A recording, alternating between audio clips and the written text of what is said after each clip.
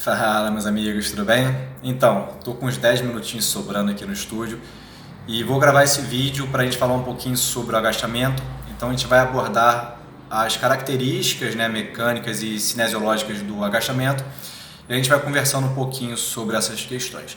Então, primeiro, o agachamento é um dos exercícios mais utilizados dentro das academias pelas suas características, justamente pelas suas características cinesiológicas e biomecânicas. Então, o agachamento ele apresenta movimentos articulares ou o seu gesto motor, ele se assemelha a diferentes atividades, sejam atividades diárias, como por exemplo um sentar e levantar de um idoso, assim como as atividades esportivas, como por exemplo a tripla extensão, utilizado por exemplo para um salto no bloqueio de vôlei. Então, por essas questões, o agachamento ele é tão utilizado.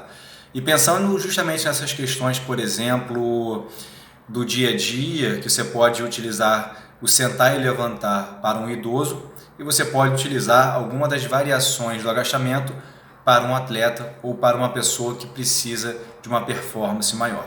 E justamente essa questão é importante, porque a gente tem as variações do agachamento que a gente pode considerar como as regressões, nas quais essas variações elas se tornam mais fáceis de serem realizadas, e a gente tem as variações que são mais complexas, que a gente poderia utilizar com pessoas mais condicionadas e com uma melhor coordenação motora, por exemplo.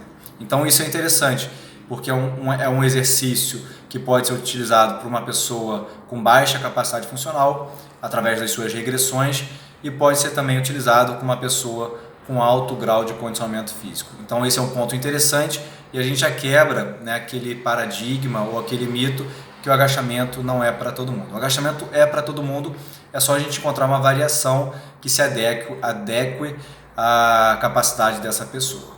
Tá? Então agachamento, os movimentos articulares do agachamento, vamos lá.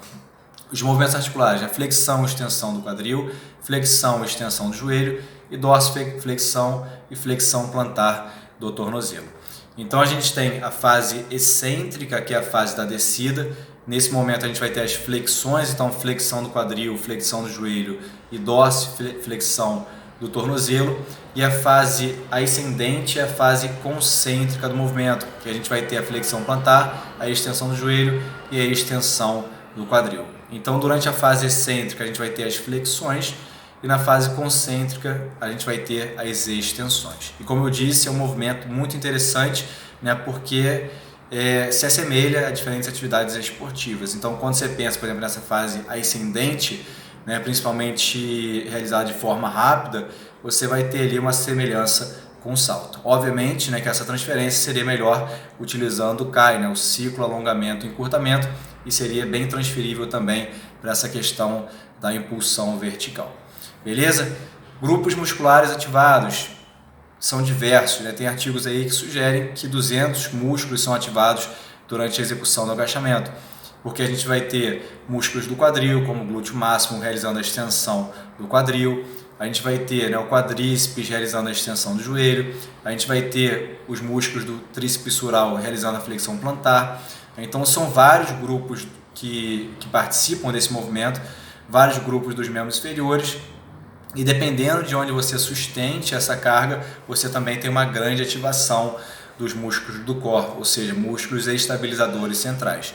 E outra, se você realizar a variação overhead squat, por exemplo, que a barra fica acima da cabeça, você também tem ativação, por exemplo, de músculos que compõem a articulação do ombro. Então essa variação, além da ativação de inferior e dos músculos centrais, você também tem ativação de músculos da articulação do ombro. Então a gente consegue entender a complexidade de algumas variações, a gente consegue entender a demanda fisiológica que esse exercício ele pode trazer. Então por isso que a gente tem as regressões, que são formas de executar mais fáceis, e a gente tem as progressões, que são as formas um pouco mais complexas. Então, em relação às variações, a gente tem o goblet squat, por exemplo, que é o agachamento taça. A gente tem o front squat, que é o agachamento pela frente. A gente tem o back squat, por exemplo, que é o agachamento com a barra por trás. Existe o overhead squat, por exemplo, que é a barra acima da cabeça. Tem o sentar e levantar. Então existem diferentes formas da gente realizar esse exercício. Pode ser realizado com a barra, com halteres, por exemplo. E além disso, a gente pode também utilizar essas ferramentas diferentes. Beleza? Então o agachamento é um exercício muito utilizado, é um exercício interessante. Tá? Outro ponto importante é um exercício de cadeia cinética fechada, ou seja, a extremidade distal está fixa no solo. Esse é um ponto importante, pensando, por exemplo, na harmonia de recrutamento dos músculos que compõem, por exemplo, a articulação do joelho, né, na cocontração, que dá uma maior estabilidade para a articulação do joelho. Então a gente já quebra outro mito e outro paradigma também, quando diziam que quem tem alguma lesão não pode agachar. Inclusive o agachamento ele é utilizado muito em processos de reabilitação por ser em cadeia cinética fechada. Então é um exercício interessante porque recruta quadríceps e isquiotibiais ao mesmo tempo, então tem essa questão da cocontração. Tá? Então é um exercício muito interessante. Tá? Então deixa eu ver se eu lembrei quase de tudo aqui. Né? Movimentos articulares que a gente falou sobre a cadeia cinética, que é a cadeia cinética fechada. A gente falou sobre as fases, né? Fase ascendente, que é a fase concêntrica, e fase excêntrica, que é a fase descendente. Os músculos que são ativados, músculos do quadril, músculos que cruzam o joelho, músculos que cruzam o tornozelo. Então tem glúteo máximo, quadríceps, isquiotibial, tríceps sural. É um exercício considerado exercício funcional, porque a gente pode transferir para as atividades diárias, como um idoso sentar e levantar, assim como a gente pode transferir, né, para uma atividade esportiva de alta performance, como um salto no basquete, um salto no vôlei, por exemplo, um salto no futebol, ou seja, a gente consegue transferir esse ganho de força também, né, para atividades esportivas, tá bom? Então, tirei esses 7 minutinhos aí para a gente falar sobre o agachamento.